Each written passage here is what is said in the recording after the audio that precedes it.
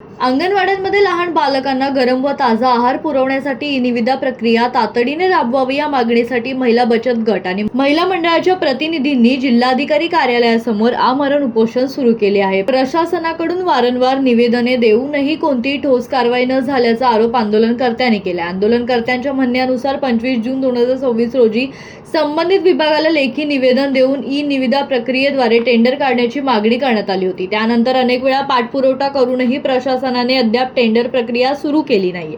त्यामुळे पारदर्शकतेवर प्रश्नचिन्ह निर्माण झाला असून महिला बचत गटांवर अन्याय होत असल्याचा आरोप यावेळी करण्यात आलाय।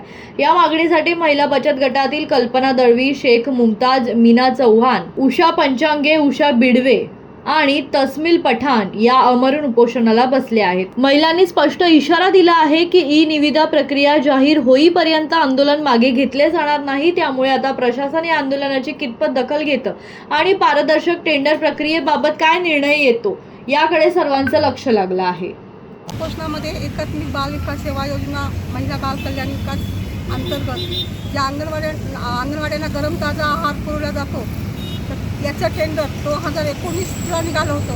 तेव्हा पण आम्ही असंच उपोषण केलं होतं आणि नंतरच टेंडर निघालं होतं। पण 2019च्या GR-नुसार ते फक्त 2 वर्षासाठीचं टेंडर होतं। तर ठीक आहे, त्यानंतर कोरोना आल्यामुळं त्यांनी काढलं नाही असं त्यांनी सांगितलं। पण 2, 3, आज 7 वर्ष झाली, अद्यापही ते टेंडर निघालं नाही।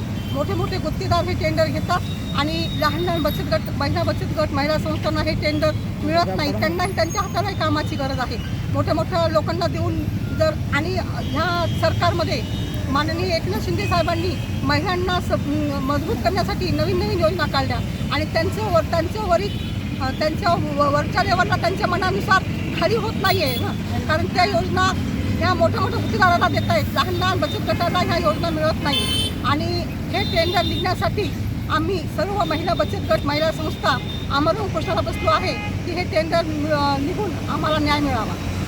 च्या वेळेस पण टेंडर निघालं नाही आणि का निघत नाही आम्ही चौकशी केली, पण असं कळालं की सगळेजण पैसे गोळा करतात, ते मोठे लोक गुत्तेदार आणि वर नेऊन मॅनेज करतात आणि इकडं जाहिरात देऊ देत नाही। म्हणून आम्ही त्यावेळेस 2019ला उपोषणाला बसलो आणि नंतरच टेंडर निघालं। आम्ही आम्हाला उपोषण केलं होतं आणि त्यावेळेसही आम्हाला वरून मग पत्र दिलं की आम्ही टेंडर काढू आणि नंतर 2 दिवसात लगेच टेंडर निघालं होतं।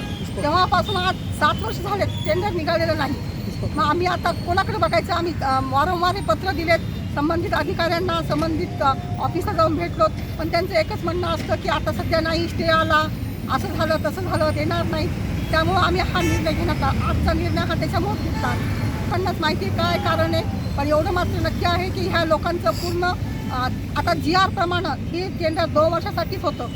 मग ठीक आहे, 2 वर्ष म्हणजे 2019ला निघालं, 31पर्यंत टेंडर काढायला पाहिजे होतं। त्यांच्या म्हणण्यानुसार मध्ये कोविड आला, कोविड किती दिवस चालणार?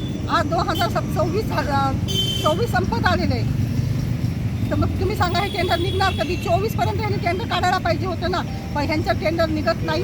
जोपर्यंत हे वरचे लोक जे गुत्तेदार आहेत हे पूर्ण एक होऊन पैसे गोळा करून वरच्या लेवलला देतात आणि टेंडर काढत नाही। आणि हे माननीय एकनाथजी शिंदे साहेब असो की तटकरी मॅडम असो, हे त्यांना ह्या लहान गोष्टीची माहिती नसती आणि आम्ही ह्या उपोषणाच्या माध्यमातून मग त्यांना कमीत कमी ही माहिती तरी मिळते की हे टेंडर निघालेलं नाही। म्हणून आम्ही हा निर्णय घेतलेला आहे सर्व महिलांनी मिळून। तोपर्यंत आम्हाला त्यांनी सांगत नाही की आम्ही लगेच टेंडर काढू आणि ते पण आम्हाला वरून फॅक्स आला पाहिजे की आम्ही टेंडर काढू, तेव्हाच आम्ही आमचं हे आमरण उपोषण सोडणार आहे।